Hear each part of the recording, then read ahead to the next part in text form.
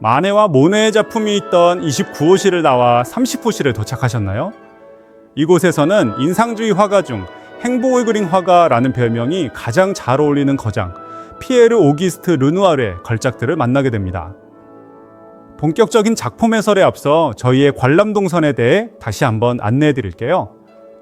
앞서 모네의 작품이 여러 방에 나뉘어 있었던 것처럼 르누아르의 작품 역시 이곳 30호실 외에도 32호실의 시골의 무도회, 35호실의 피아노 앞의 소녀들처럼 여러 방에 흩어져 있습니다. 따라서 우리 콘텐츠는 여러분들의 가장 효율적인 동선을 따라 작가별이 아닌 작품별로 해설을 진행할 수밖에 없습니다. 이번 시간에는 이곳 30호실에 있는 그의 가장 위대한 걸작 2점, 물랭드 라 갈레트의 무도회와 그네를 먼저 감상하겠습니다.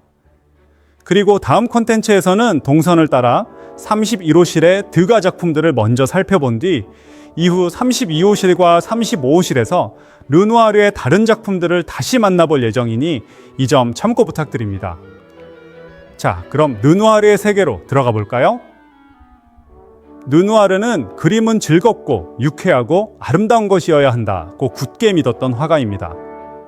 르누아르는 인상주의 화가들 중에서도 특히 사람을 가장 사랑한 화가였습니다.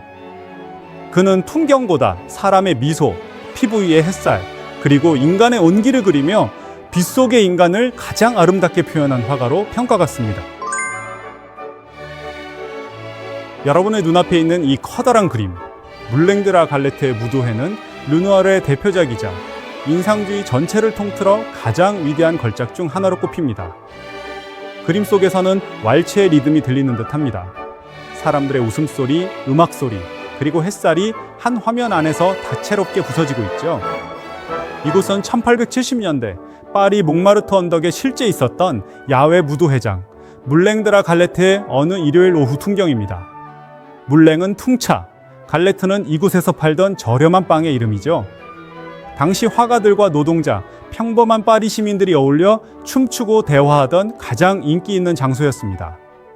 르누아르는 이 그림을 그리기 위해 아예 근처에 작업실을 얻고 매일 오후 자신의 실제 친구들을 모델로 불러 모아 이 축제의 순간을 현장에서 직접 그렸습니다. 이제 그림 앞쪽 벤치에 앉은 인물들의 옷과 등, 테이블 위를 보세요. 나뭇잎 사이로 햇살이 부서져 내리며 만들어내는 빛의 조각들이 보이시나요? 이것이 바로 인상주의의 핵심 기법입니다.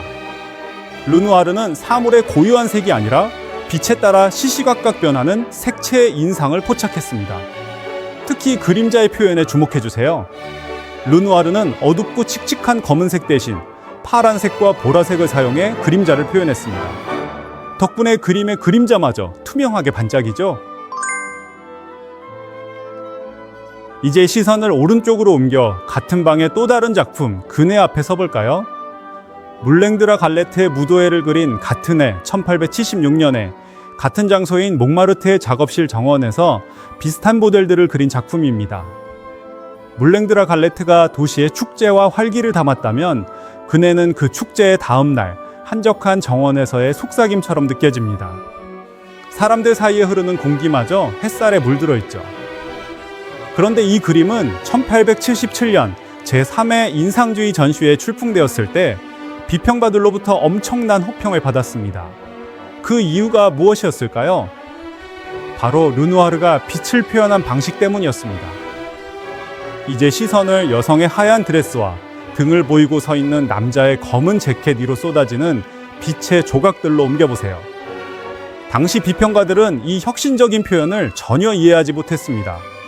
한 비평가는 이 모습을 보고 마치 시체가 썩어갈 때 나타나는 얼룩 같다는 끔찍한 악평을 남기기도 했죠. 당시 프랑스 화단의 비평가들은 정말로 막말에 거침이 없었던 것 같네요. 그리고 당시나 지금이나 사람들의 고정관념을 깨트리는 것이 얼마나 힘든 일인지 느끼게 합니다. 하지만 이제 우리는 르누아르가 그림에 표현한 것이 단순한 얼룩이 아니란 걸 알고 있습니다.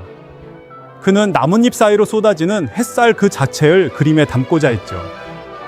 그는 그림자가 단순히 검은색이 아니라 빛의 반사에 따라 파란색과 보라색을 띠는 다채로운 색이라는 것을 화폭에 증명해 보였습니다. 그리고 고정관념에 사로잡힌 비난들은 르누아르가 표현하고자 했던 회화적 혁신을 막지는 못했습니다. 르누아르가 포착한 이 찰나의 햇살과 웃음은 150년이 지난 지금도 여전히 우리를 미소짓게 합니다. 이제 무대의 빛 아래에서 또 다른 순간의 아름다움을 그린 화가 에드가 드가의 작품들을 만나보러 가겠습니다. 복도를 따라 이어진 옆방에 31호실로 조금 이동하시면 됩니다. 어린 발레리나의 그림들과 조각상이 보이실 겁니다. 그곳에서 뵙겠습니다. 저를 따라와 주세요.